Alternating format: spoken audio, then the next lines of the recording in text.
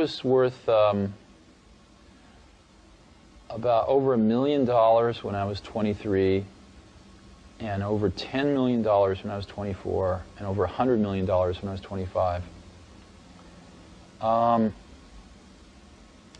And it wasn't that important because I never did it for the money.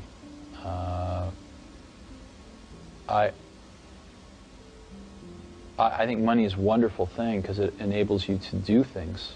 It enables you to invest in ideas that don't have a short-term payback and things like that. But especially at that point in my life, it was not the most important thing. The most important thing was the company, the people, the products we were making, what we were going to enable people to do with these products. So I didn't think about it a great deal.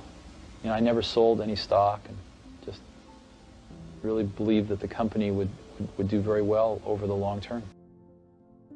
My best business decisions really have to do with picking people. You know, deciding to go into partnership with Paul Allen is probably at the top of the list. And then subsequently hiring a friend, Steve Ballmer. And having somebody who you totally trust, who's totally committed, who shares your vision and yet has a little bit different set of skills, and also acts as a check on you. You know, some of the ideas you come up with, you run by them because you know they're going to say, hey, wait a minute. You know, have you thought about this and that? And just, you know, the benefit of sparking off of somebody who's got that kind of brilliance. It's not only made it fun, but it's really led to a lot of the success. So picking a partner is crucial. Too many of us for a long time have confused our net worth and our self-worth. Your net worth is going to fluctuate. It's going to go up and down. That's what money does. But your self-worth should not. Who you are, what's important to you, how you live, your values should never be negotiable, compromised, and you should never settle. Again, we have gotten to this point where we've got to say to ourselves, my net worth is not my self-worth. No matter how much you feel like you're prepared for something, it never happens on your time, like when you think you're ready, like it's supposed to happen. It always happens when it's supposed to happen. Because the period that you feel ready and people are not acknowledging the material the way you feel like they should because it's good, is the time that you actually develop skin thick enough to survive when it does work. First got the job as CEO, you got a call from Steve Jobs and he offered you some advice? Well, he didn't call to offer me advice, but we had worked together on a Nike-Apple collaboration called Nike Plus. So we took what Apple knows, what Nike knows, and brought a new technology to the market. Anyway, long story short, he said, hey, congratulations, it's great, you're going to do a great job. I said, well, do you have any advice? And he said, no, you're great. And then there was a pause, and he goes, well, I do have some advice. He goes, Nike makes some of the best product in the world. I mean, product that you lust after, absolutely beautiful, stunning product. But you also make a lot of crap. He said, just get rid of the crappy stuff and focus on the good stuff. And then I expected a little pause and a laugh, but there was a pause but no laugh at the end. Greatest people are self-managing. They don't need to be managed. Once they know what to do, they'll go figure out how to do it. And they don't need to be managed at all. What they need is a common vision, and that's what leadership is. What leadership is having a vision, being able to articulate that so the people around you can understand it, and getting a consensus on a common vision. We wanted people that were insanely great at what they did, but we're not necessarily those seasoned professionals, but who had at the tips of their fingers and in their passion the latest understanding of where technology was and what we could do with that technology, and who wanted to bring that to lots of people. So the neatest thing that happens is when you get a core group of 10 great people, it becomes self-policing as to who they let into that group. So I consider the most important job of someone like myself is recruiting. If you're in the business section of the New York Times, they're not going to cover you 4 weeks later when your product is better and you're ready. So make sure that you pick your timing. A few things. So there's paid exposure and unpaid exposure. I like to focus on unpaid because it makes you it forces you to make better decisions in the beginning. So I would read, as I always say, The 22 Immutable Laws of Marketing, 1,000 True Fans, written by Kevin Kelly. I would also read best-selling book PR and Publicity, I think it is, by Rick Frischman, Frishman. All of the techniques apply to more than books. And learn to tell the story. What are you focusing on? Are you using yourself to tell the story and then the product is associated? Or is it a trend piece? Are you trying to tie what you're doing into a greater trend, which is a very effective way of getting media? In which case, you're going to need other examples. You need to get comfortable with bringing in sort of cooperative competitors to create that trend piece. Learn the art of the pitch and of messaging. Only once you have figured that out would I say then you go out and you pay to acquire people. Because now, if your messaging is off, it's costing you money. I've said for years that you have to celebrate your victories and really celebrate your mistakes. And what I mean by that is that you have to learn from the mistakes that you make, and you've got to create an environment where people are not afraid to take a risk and not afraid to do things that are beyond what the expectations are.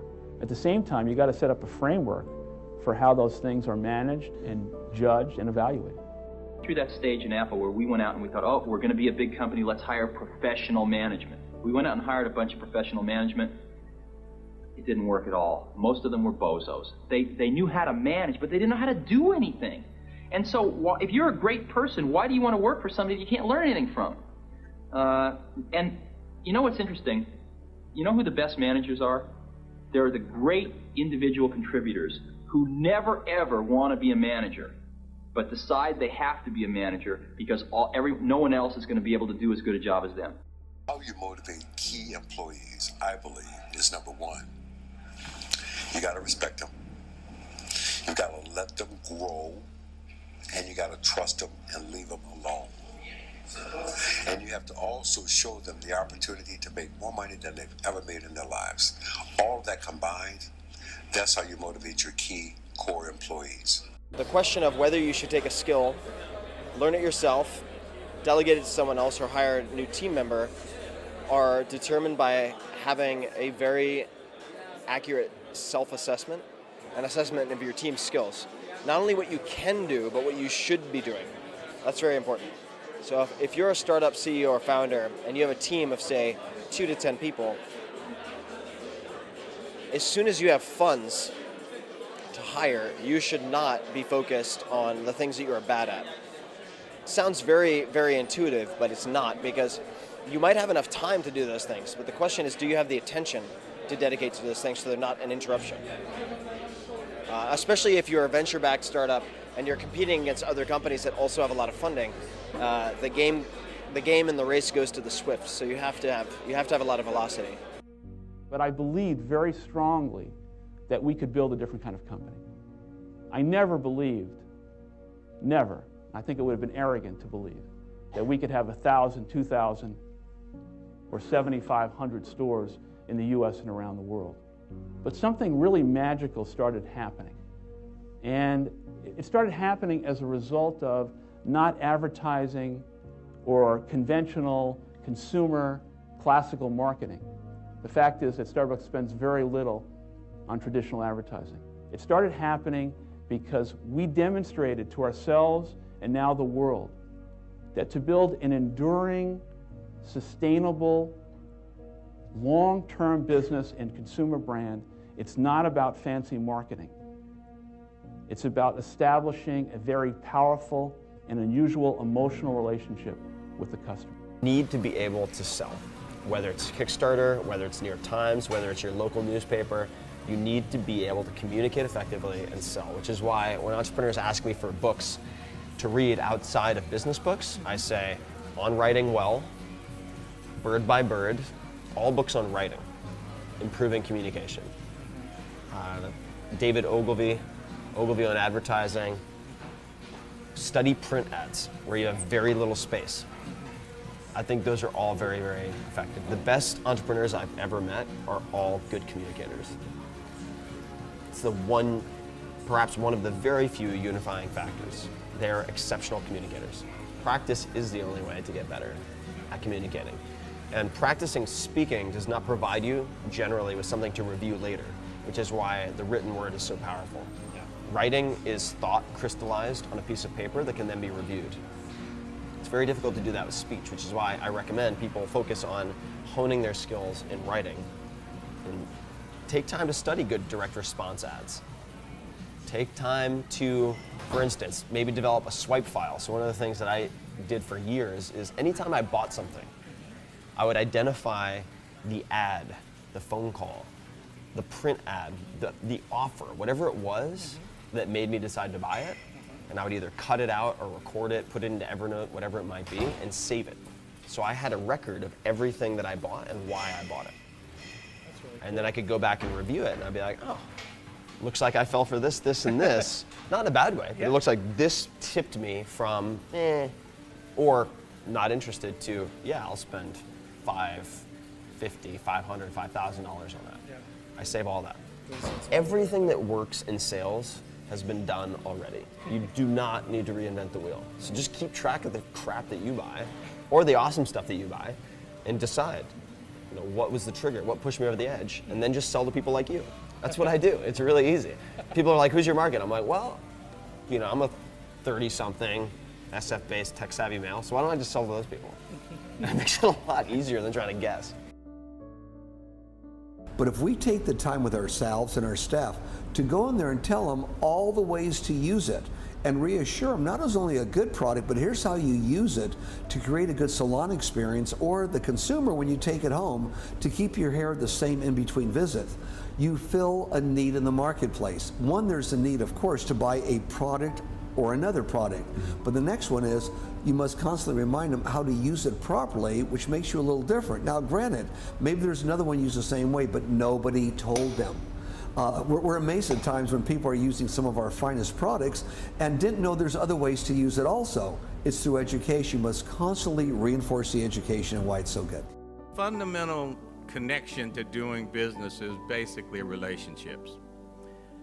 People really, if you really think about it, people want to do business with people they like. I mean, every now and then you'll do a deal with the devil, but you don't really like the devil, but you do it sometime.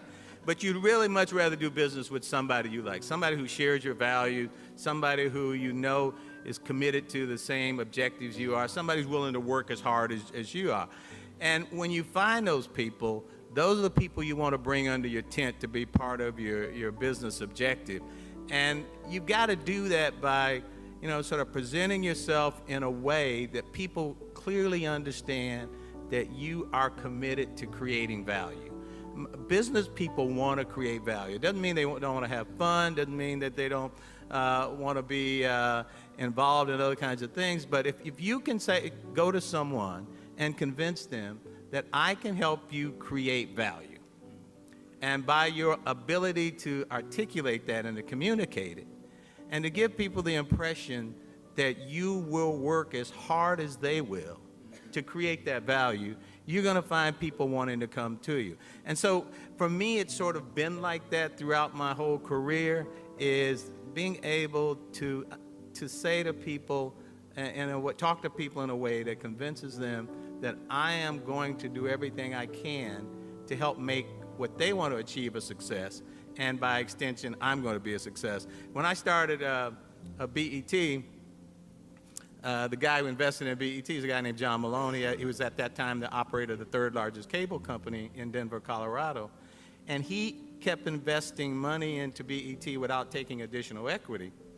And as BET became a big success, I ended up with about 75% of the company. He ended up with about 25% of the company. And one day I asked him, I said, John, you put over $500,000 in BET on the startup. You put it in as debt. You didn't put it in as equity, which would have given him greater ownership. I said, why'd you do it that way? And he said, Bob, I always knew you would work harder for yourself than you would for me. And it was that kind of commitment. So if you can convey to people that you're willing to work hard for them and for yourself, you've got a business partner. You're connecting the dots.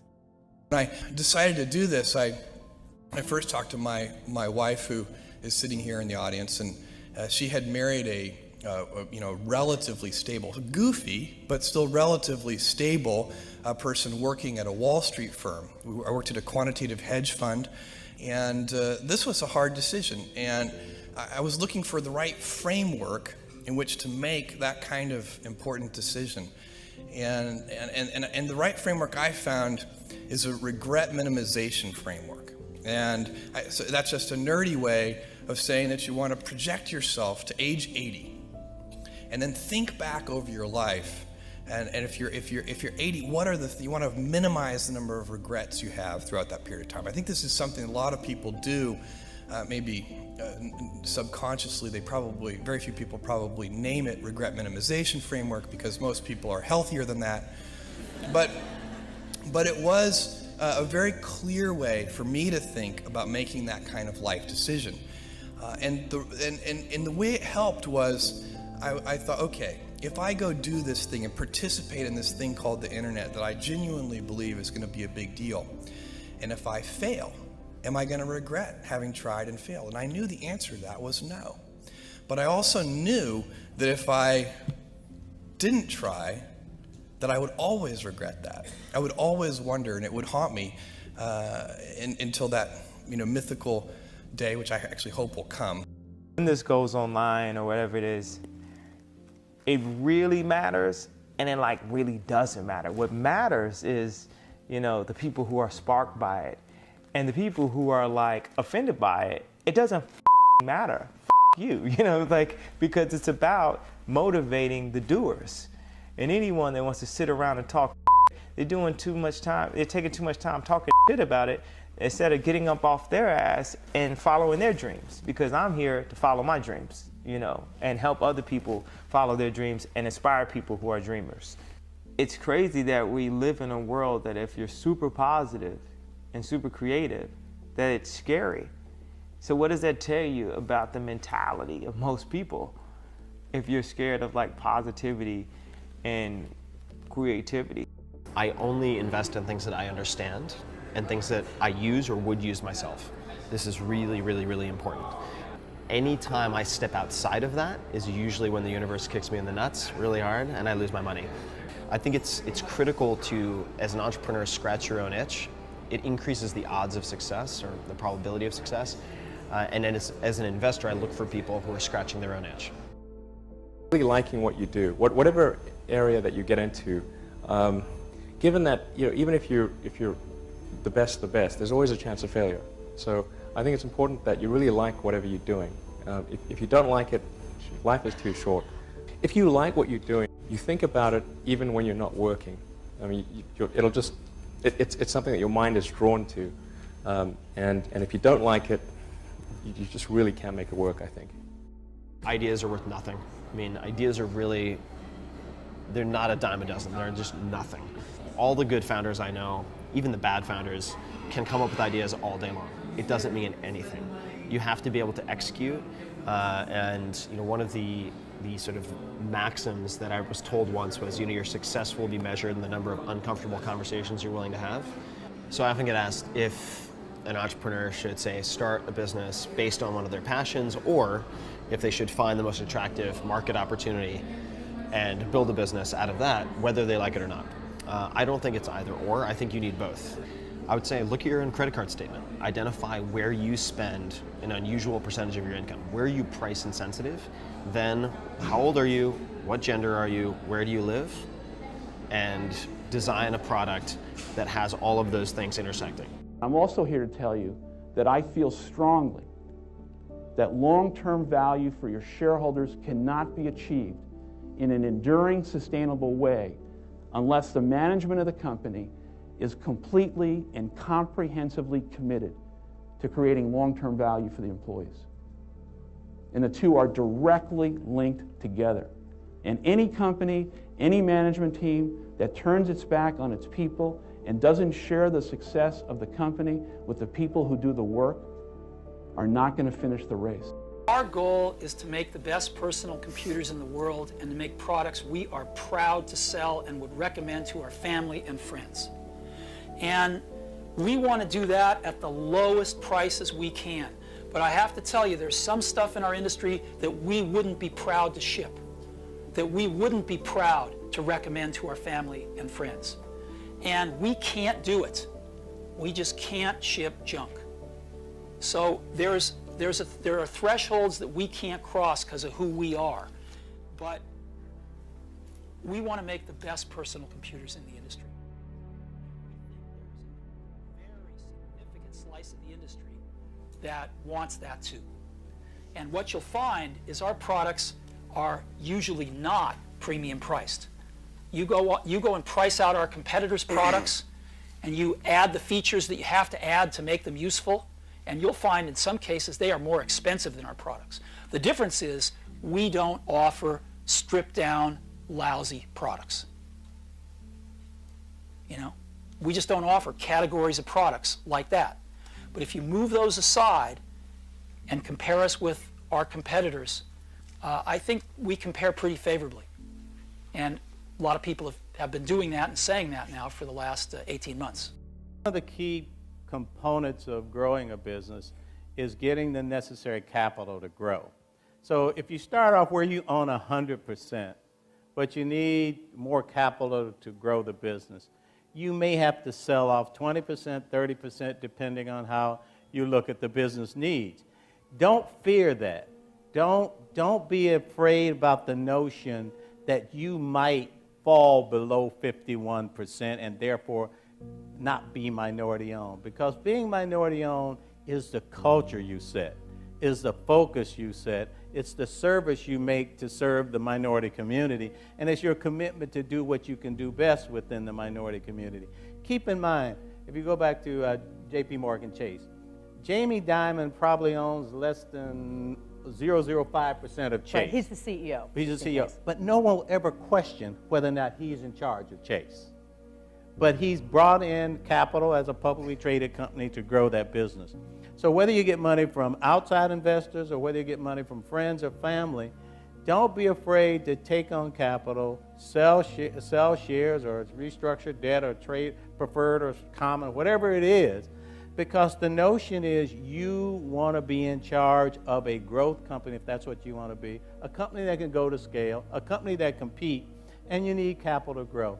So if you want to stay above 51%, by all means, if you can do it and don't sell your equity off, do it. But if you have to, because you got a great strategic partner that could bring something to the table and they want to be an equity player, and you end up with 50 or less than 50, you're still the CEO, you're still setting the vision for the company, you are achieving what you set out to do. And I think that's very important to understand, because we can't get to scale without growth capital. When I interview someone to work at the companies, would be to ask them to tell me about the problems that they worked on and how they solved them. And if someone was really the person that solved it, they'll be able to answer multiple levels. They'll be able to go down to the brass tacks. And if they weren't, they'll get stuck. And then you can say, oh, this person was not really the person who solved it, because anyone who struggled hard with a problem never forgets it. Things you go through make you who you are. So I don't regret those things. I don't regret them because I don't think I'd be who I am today if I wasn't exposed to those situations. If you ask me, those are unfortunate situations that I've had to experience. And if I had a choice, I would have definitely went in a different direction. I might have wanted to go to school for business instead of having to go through this portion of my life. People are just so obvious. They don't even realize that when they box me in or try to verbally put me in some type of box or put Donda in a box, that they're really showing their level of ignorance. They're putting themselves in a box. And you know, people can write all they want, but what are people doing? And if there's anybody that's out there doing, they know how hard it is to actually do. And I'm like a motivation of the doers. If everything I did failed, which it doesn't, it actually succeeds, but if everything I did failed, just the fact that I'm willing to fail is an inspiration. People are so scared to lose that they don't even try. Like, one thing that people can't say is they can't say, I'm not trying, and I'm not trying my hardest, and I'm not trying to do it the best way that I know how with what little information I get. It used to be John Stevens, Yes. and it was Kanye West who said, change to legend. You know, the first person actually was a guy named Jay Ivey, who's also from Chicago and is a friend of mine and Kanye's, and he's a poet. And we were working on Kanye's album, and Kanye was having me sing all these parts. And Jay Ivey was just like, man, we're gonna have to call you the legend, because, you know, my voice is kind of old school. I've always had an old soul. Kanye was like, man, you should just call yourself John Legend. And I was like, no, that's ridiculous. You know, of course, Kanye's got a new album called Yeezus, so he's not afraid, to say big, bold things. And you know, maybe I'll just roll with this whole John Legend thing. And my kind of ultimate deciding factor was, let's not do it out of fear. Because you're afraid to call yourself a legend. Yeah, let's not do it because I'm afraid that it won't work out. You know what I'm saying? Like, because people could laugh at you if you don't have a good career and you're going around calling yourself legend. Do you think you now live up to it? I think I'm working on it.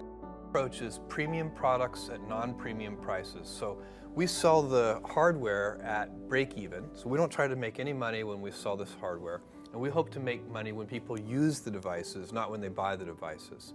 And so that's a very different approach from most companies.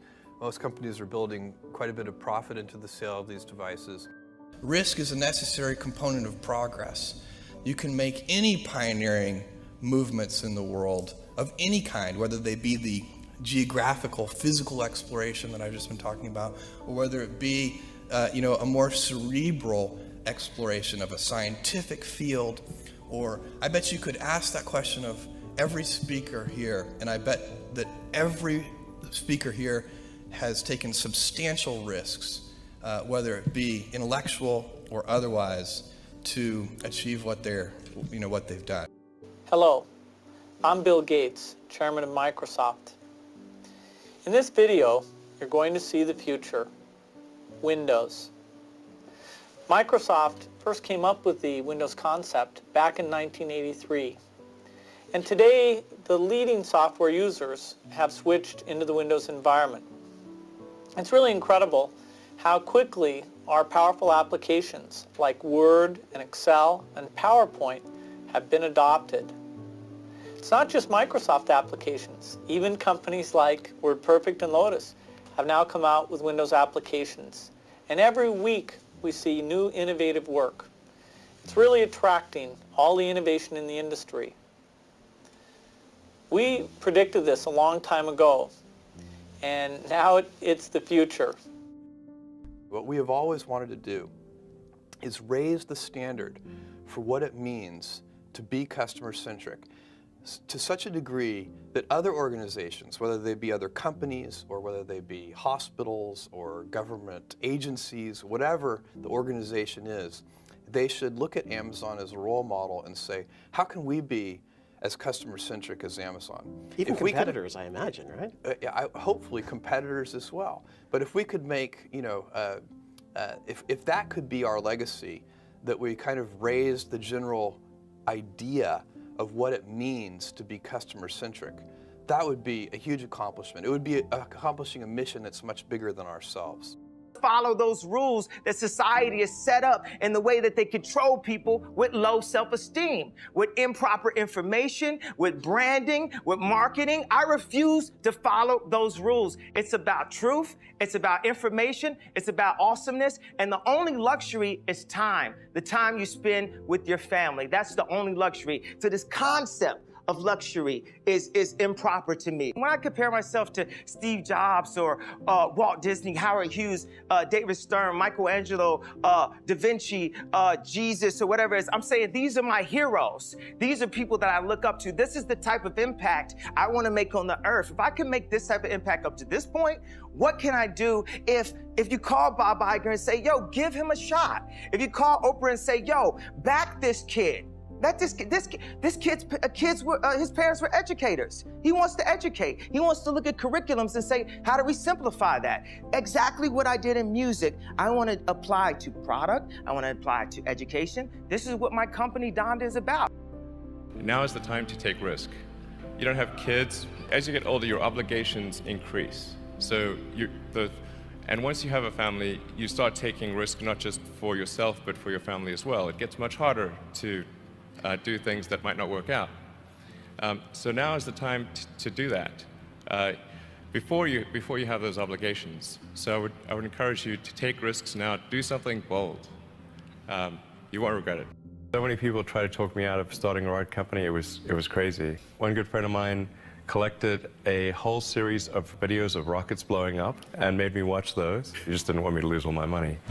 We're doing these things that seem unlikely to succeed, and we've been fortunate, and at least thus far they have succeeded. I mean, everyone out there in TV world, real world, whatever world you stay in needs to know that I've never done a publicity stunt in my life. Anytime I went up and spoke my mind, whether it put my career in jeopardy or whatever someone so-called said, it was always what I thought was the truth, whether I'm like reading through a teleprompter or whatever I felt emotionally. I don't follow like rules of like, you know, normal celebrity or what their publicist tells them to say or anything. When I say things the wrong way, a lot of times my intention is always positive, and I want to bring more things to the world. I want to help the world. I want to make people's lives easier. If you guys look at the Zane interview, it's really something extremely fearless for someone in my position to do, because most people just like, you know, bow down to TV or whatever, bow down to these cameras. Like, I could care less about any of these cameras in all honesty. All I care about is my family. I care about protecting my girl, protecting my baby, and protecting my ideas and my dreams. You know, I'm totally weird, and I'm totally honest, and I'm totally inappropriate sometimes.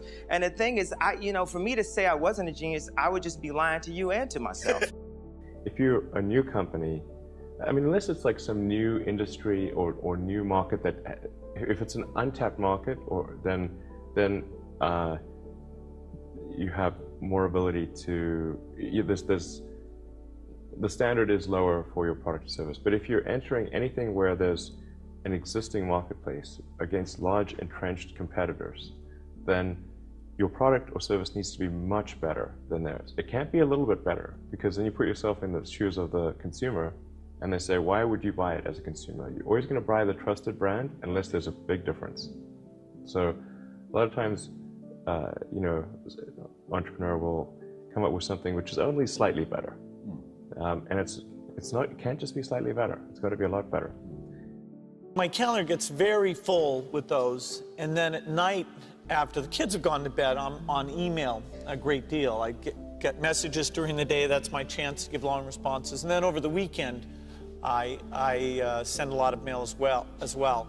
I take 2 weeks a year to just go off and read and think, where I'm not interrupted by work or anything else. I'm just solidly trying to think about the future, and people get to send me things to read as part of that so-called Think Week. So it's a nice mix of things.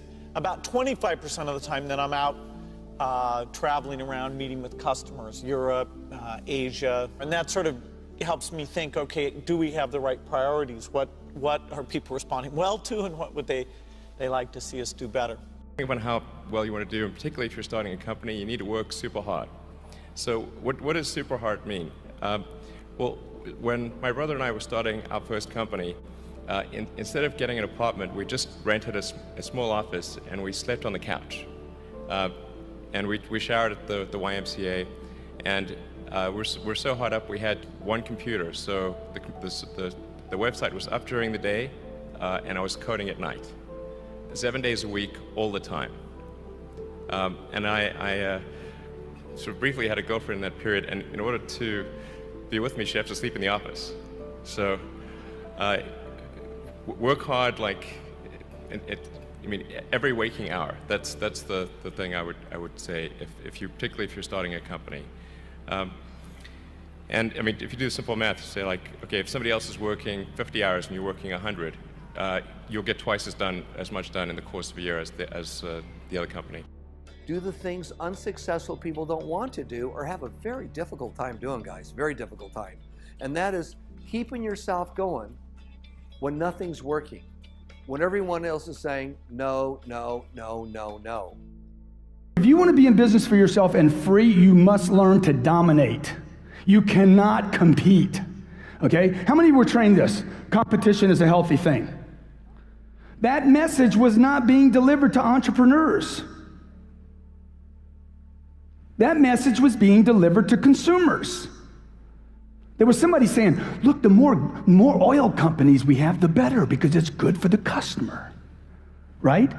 The more technology companies we have, it's not just Microsoft, the better for the customer. And inventions and improvements in products comes from competition. But if you're the one playing the game, you want to dominate the field. So look, here's the deal. I might be wrong in what I say, okay? I might be wrong in the things I do in my life and the business that I started. My family's told me not to start every business that I've been involved in, every one of them. Every one of them was a risk. Every one of them I had to take a chance. I remember my mom used to tell me, I wouldn't do that if I were you. I wouldn't do that if I were you. I wouldn't do that if I were you. I'm like, Mom, you wouldn't do anything. Well, you wouldn't do anything except be the mother, a great mother to 5 children. My mother wasn't an entrepreneur. She didn't have my dreams. Just because she's my mom doesn't mean she dreams like me. Would you agree? Okay? My mom was wrong about everything she told me not to do. Love my mom to death. Okay? Unbelievable friend of mine. She was wrong. I needed to do those things. Okay? Steve Jobs needed to build this phone. Would you agree? Did he help a lot of people? Did he make some money while he was doing it? $119 billion in 5 years. In the bank, cash. I'm not talking about I'm talking about done in the bank, sitting there. Okay? Brings a great product to the marketplace. Domination or competition? Total domination. Coca-Cola, competition or domination? Total domination, okay? Exxon, total domination. You see what I'm saying? You want to be in a dominating point, okay? So what we got to do is we got to get you thinking. We got to get you thinking like the dominators think. How do they act? How does Warren Buffett act? What does Warren Buffett do with his time all the time? Those are the people I study today. I don't study the people that I went to school with, the teachers I went to school with. I don't even study my own family members, okay? I'm looking for people that are way up here that I can say, hey, what are they doing? Because they're doing it right. Well, the thing that you're likely to be world class at is whatever you obsessed over from, say, age 12 to 18. You know, in my case, it was writing software, where I would think I was good, and then I would meet somebody who would tell me I wasn't, and I would look at their code, and I went through 4 sort of comeuppances of, oh, that's what a really good programmer looks like. And part of the reason I worshiped Digital Equipment was eventually it was a couple of their very best programmers who came and shared with me how they thought about it, how they did things. And I had studied their code, and there were several people who were so key to my doing that. So today, I would go into software, which today that means going into artificial intelligence. Computers still can't read. They cannot take a book of information and say pass an AP test on that book. And that's a solvable problem, but it's a knowledge representation problem. And, I've always wanted to solve that problem. I'm jealous that maybe one of you gets to work on that. I'm, unlikely to go back and be hands-on in that way, but it's the juiciest problem ever. I've thought about it for a long time. So I would go into AI. I think Mark Zuckerberg said it brilliantly at Harvard. He was saying that finding your purpose isn't enough. You have to help other people find theirs. And I know you're passionate about this. Whatever that definition is, but it has to lead everyone. So whether I meet a celebrity, an entrepreneur, or whether I meet someone who's starting out, I'm always asking them the question, how can you use what you have to make a difference in the life of other people? Yeah. Because if you start there, everything else will work out. But if you're starting from the point of what am I gonna get, then you're always gonna feel disconnected. And I see that. I see people who live like that and feel pain in their lives every day. I see that. It's not like some conceptual philosophy. We see it. I see people who are only in it for themselves and they feel disconnected, dissatisfied every single day. And then you see the other extreme where people are just trying to give too much, more than they even have themselves, and they also feel disconnected. Wow. And again, they have nothing at all. And they have nothing at all, right? So we know, again, attachment and aversion, 2 sides of the same coin. So we want to be in that dynamic balance of growth, but always to give. Yeah. So I always think, how can I go 3 steps deeper so that I can move 3 steps forward so I can give 3 times as much, right? That's always my mentality. How do I go deeper to go more forward to give more? Yeah. And if I can get those 3 in action for that reason, see, it's all about the reasoning. You can do anything you like, but it's why are you doing it? We know that, right? Yeah. So.